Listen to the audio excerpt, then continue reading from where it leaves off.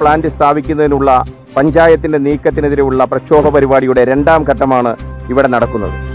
ഇവിടെ കളക്ടറും മന്ത്രിയും അടക്കമുള്ള അധികാരികൾക്ക് നൽകുന്നതിന് വേണ്ടി ഒരു ഭീമഹർജി തയ്യാറായിക്കൊണ്ടിരിക്കുകയാണ്. ശക്തമായ ഒരു പോരാട്ടത്തിന്റെ പാതയിലാണ് ഇവിടുത്തെ സാധാരണ ജനങ്ങൾ. അവർ ജീവിക്കുന്നതിന് വേണ്ടി നടത്തുന്ന സമരമാണ്. ഈ സമരം നടത്തുന്നത് കേവലം ഒരു പ്രശ്നത്തെ മുൻനിർത്തിയല്ല, മറിച്ച് ഒരു ജീവൽ പ്രശ്നത്തെ മുൻനിർത്തിയാണ്.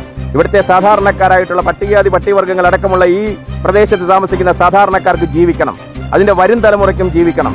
ഇത് ജീവിക്കുന്നതിന് വേണ്ടി ഇവർ ഈ ശക്തമായ പോരാട്ടവുമായി മുന്നോട്ട് പോവുകയാണ്. ഈ വിസർജ്യ മാലിന്യ പ്ലാന്റ് ഇവിടെ വന്നാൽ ഈ നാട്ടിലെ ജനങ്ങൾ മുഴുവൻ ദുരിതത്തിന്റെ അഗാധതയിൽ മാറും എന്ന് മാത്രമല്ല, നിരന്തരമായിട്ടുള്ള ശാരീരിക പാരിസ്ഥിതിക പ്രശ്നങ്ങളെ നേരിട്ടുകൊണ്ട് പള്ളിയാവട്ടത്തെ ഈ ജനത ചരിത്രത്തിന്റെ ഭാഗമാകും. അത് ഒഴിവാക്കുന്നതിന് വേണ്ടി, ഇവർക്ക് ജീവിക്കുന്നതിന് വേണ്ടി, നാളെ ഇവരുടെ കുഞ്ഞുങ്ങൾക്ക് ജീവിക്കുന്നതിന് വേണ്ടിയുള്ള ശക്തമായ പോരാട്ടമാണ് ഇവിടെ നടക്കുന്നത്. ഈ പോരാട്ടത്തിൽ മുഴുവൻ ജനങ്ങളും അണിചേരുവാൻ തയ്യാറായിരിക്കണം. ഈ പ്രക്ഷോഭം നടക്കുന്നത് ഈ പ്രദേശത്താണെങ്കിലും ഈ പ്രദേശത്തിന്റെ ഏതാണ്ട് 5 കിലോമീറ്റർ അടക്കമുള്ള ചുറ്റളവിൽ മുഴുവൻ ഭീകരമായി വിപത്ത് വിതരുന്ന രോഗങ്ങളടക്കം ഉണ്ടാകുവാൻ സാധ്യതയുള്ള ഈ ഭീകരമായ പദ്ധതി പഞ്ചായത്ത് ഉപേക്ഷിക്കും വരെ ശക്തമായ പോരാട്ടത്തിന്റെ സമരപാതയിലായിരിക്കും ഈ നാട്ടിലെ സാധാരണക്കാരായിട്ടുള്ള ജനങ്ങൾ. എനിക്ക് ചുറ്റും നിൽക്കുന്ന ഈ സ്ത്രീകളടക്കമുള്ള സാധാരണക്കാരായിട്ടുള്ള പാവപ്പെട്ട ജനങ്ങൾ സമരം നടത്തുന്നവരുടെ കുഞ്ഞുങ്ങൾക്ക് നാളെ ആരോഗ്യപരമായി ജീവിക്കണം, അവരുടെ തലമുറയ്ക്ക് ജീവിക്കണം. അതിനുവേണ്ടി നടത്തുന്ന സമരമാണിത്.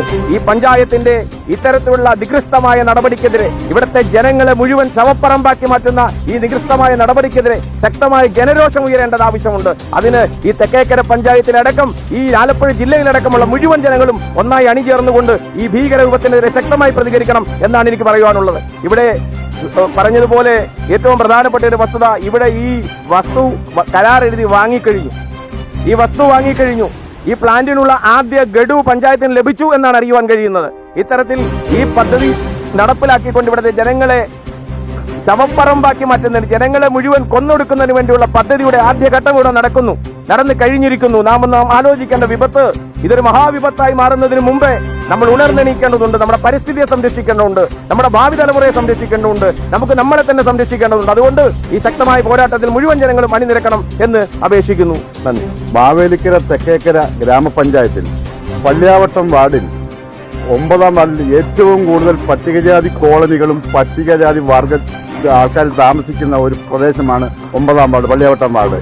ഇവിടെ പട്ടികജാതിക്കാരുടെ മൂക്കിന് താഴെ കക്കൂസ് മാലിന്യം സ്ഥാപിക്കുന്നത് അധികാരികളുടെ അഹങ്കാരത്തിന്റെ ഒരു ഭാഗമാണ്. ഇതിനെതിരെ ഇവിടുത്തെ പഞ്ചായത്ത് മെമ്പർ എല്ലാ ഡോക്യുമെന്റ്സും ഒപ്പിട്ടിട്ട് ഇപ്പോൾ ഫേസ്ബുക്കിൽ കൂടെ പറയുന്നു ഞാൻ ഇത് പിന്മാറുന്നു.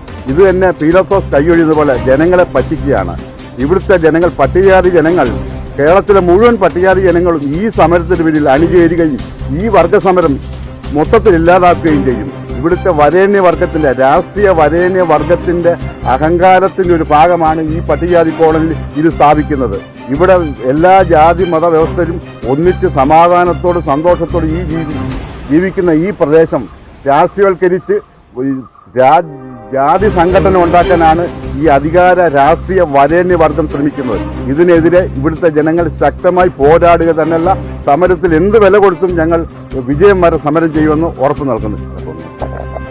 പട്ടികജാതി കോളനിയുടെ നടുവിൽ ഒരു കള്ളം പറഞ്ഞുകൊണ്ട് മെമ്പർ കടന്നു വന്നിട്ട് ഇങ്ങനെയുള്ള ഒരു പദ്ധതി ഇവിടെ നടപ്പാക്കാൻ ഞങ്ങൾ ഒരിക്കലും അനുവദിക്കത്തില്ല. അങ്ങനെ അവർക്ക് ചെയ്യണമെങ്കിൽ ഈ പട്ടികജാതി വർഗത്തിൽപ്പെട്ട എല്ലാ ജനങ്ങളെ കൊന്നുകൊണ്ട് അവർ ചെയ്തോട്ടെ, ഞങ്ങൾക്ക് അതിനകത്ത് പ്രശ്നമില്ല. പക്ഷെ ഞങ്ങൾ ജീവിച്ചിരിക്കുമ്പോൾ ഞങ്ങളിത് ഒരിക്കലും സമ്മതിക്കത്തില്ല. ഇവിടെ ഒരുപാട് പൊടിക്കുഞ്ഞുങ്ങളുണ്ട്. ഞങ്ങൾക്ക് ഇപ്പം തന്നെ കുടിക്കുന്ന വെള്ളം ഒരു വെള്ളമാണ് കുടിക്കുന്നത്. അതിൻ്റെ കൂടെ ഇങ്ങനെയുള്ള ഒരു പദ്ധതി ഇവിടെ വന്നു കഴിഞ്ഞാൽ ഞങ്ങൾക്ക് കുടിവെള്ളം പോലും ഞങ്ങൾക്ക് അത് നഷ്ടമായി പോകും. അതുകൊണ്ട് ഒരു കാരണവശാലും പള്ളിയാവട്ടത്ത് ഇങ്ങനെ ഒരു കാര്യം നടത്താൻ ഈ ജനങ്ങൾ ആരും സമ്മതിക്കത്തില്ല. ഇനി പ്ലാന്റ് ഇവിടെ വന്നു കഴിഞ്ഞാൽ ഇതിൽ നിന്നുള്ള ദോഷങ്ങൾ, ഈ ഏരിയയിലെ ഇതിൻ്റെ വെള്ളം ഒഴുക്കിവിടുന്ന മൊത്തം ഇവിടുത്തെ കനാലിലോട്ട്, ആ വെള്ളം മൊത്തം കിണറുകളിൽ ചെന്നിട്ട് ഒരു മനുഷ്യർക്കും ശുദ്ധമായ വെള്ളം കുടിക്കാൻ പറ്റില്ല. പിന്നെ ശുദ്ധവായു, ഇതിൻ്റെ ഗ്യാസ് ഇവിടെ 25 കിലോമീറ്റർ ഏരിയ മൊത്തം ഇതിൻ്റെ ഗ്യാസ് വ്യാപിക്കും.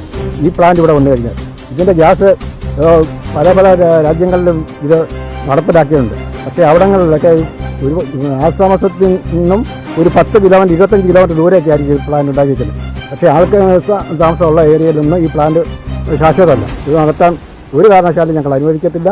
ഇവിടുത്തെ ജനങ്ങൾ മൊത്തം ഒറ്റക്കെട്ടാണ്. എല്ലാ ആൾക്കാരും അവരവരുടെ സേഫ്റ്റി അവരവർക്ക് വേണം.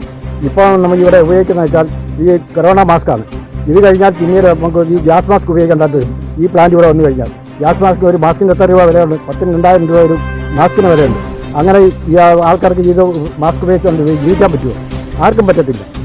അതിനാൽ ഈ പ്ലാന്റ് ഞങ്ങൾ ഈ നാട്ടുകാർ മൊത്തം ഒറ്റക്കെട്ടായിട്ട് ഇതിനെ എതിർക്കുകയാണ്.